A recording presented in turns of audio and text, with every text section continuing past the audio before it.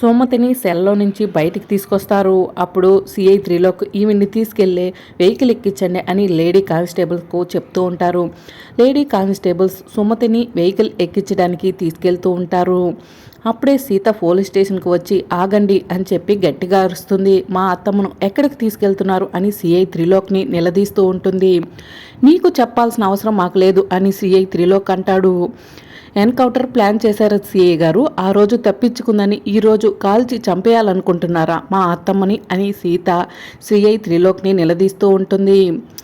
Uniform వేసుకున్న criminal మీరు అని సీత అనటంతో ఏయ్ ఎక్కువ మాట్లాడావంటే నిన్ను ఎన్కౌంటర్ చేస్తాను అని సిఐ త్రిలోక్ సీతకు గన్ గురిపెడతాడు.